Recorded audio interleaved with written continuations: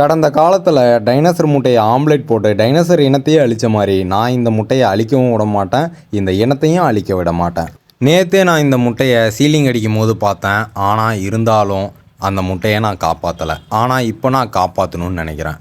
கலவைக்குள்ளே மாட்டிகிட்டு இருக்கிற இந்த முட்டையை எப்படி நான் காப்பாற்றுறது? முதல்ல கலவையிலேருந்து முட்டையை பிரிக்கலான்னு கலவையை எடுத்தால் கலவையோடு சேர்த்து முட்டையும் ஒட்டிக்கிட்டு வந்துடுச்சு. இப்போ என்ன பண்ணுறதுன்னு தெரியல.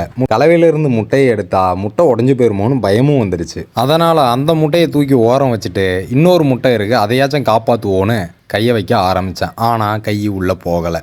இருந்தாலும் விடுவேனா நான்? எப்படியோ அங்கேயும் இங்கேயும் தேடி ஒரு எக்யூப்மெண்ட்டை கண்டுபிடிச்சேன். அந்த எக்யூப்மெண்ட்டை வச்சு அந்த முட்டையை காப்பாற்ற ரொம்ப முயற்சி பண்ணி போராடி அந்த முட்டையை காப்பாற்றிட்டேன். இருந்தாலும் அந்த முட்டையை வெளியே எடுக்கிறது எப்படி அப்படின்னு எனக்கு தெரியல. சரி, முயற்சி பண்ணி தான் பார்ப்போன்னு முயற்சி பண்ணி ஏற்கனவே எடுத்த இன்னொரு முட்டையும் தூக்கி உள்ளே வச்சுட்டேன். அதுக்கும் ஒரு காரணம் இருக்குது. எப்படி முள்ளால் தான் எடுக்க முடியுமோ அதே மாதிரி ஒரு முட்டையை இன்னொரு முட்டையால் தான் எடுக்க முடியும். எப்படியோ 2 முட்டையும் சேவ் பண்ணிட்டேன். சேவ் பண்ணது பிரச்சனை கிடையாது. இந்த முட்டையை இன்னொரு பாதுகாப்பான இடத்துல வைக்கணும். அங்கேயும் இங்கேயும் தேடி கஷ்டப்பட்டு ஒரு இடத்த கண்டுபிடிச்சி அங்கே கொண்டு போய் நான் அந்த முட்டையை வச்சா அந்த முட்டை நிற்கலை. சரி, இருந்தாலும் இன்னொரு இடத்த ட்ரை பண்ணுவோன்ட்டு இன்னொரு இடத்துல ஒரு கல் சந்தில் பாறை சந்தில் அந்த முட்டையை வச்சேன். கரெக்டாக ஃபிட் ஆயிடுச்சு.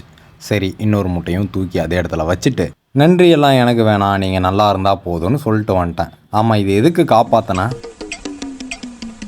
பெரும்பாலானவர்கள் தனித்தனியாக வாழ்கிற இந்த காலகட்டத்தில் கவலைப்படும் போதும் சரி, நம்ம புலம்பும் போதும் சரி, நமக்காக உச்சி கொட்டுறதுக்கு ஒரு ஜீவன் வேணும் இல்லையா? அதுக்காக தான் இந்த உயிரினத்தை நான் காப்பாற்றினேன். இனிமே நமக்காக அது உச்சி கொட்டும்.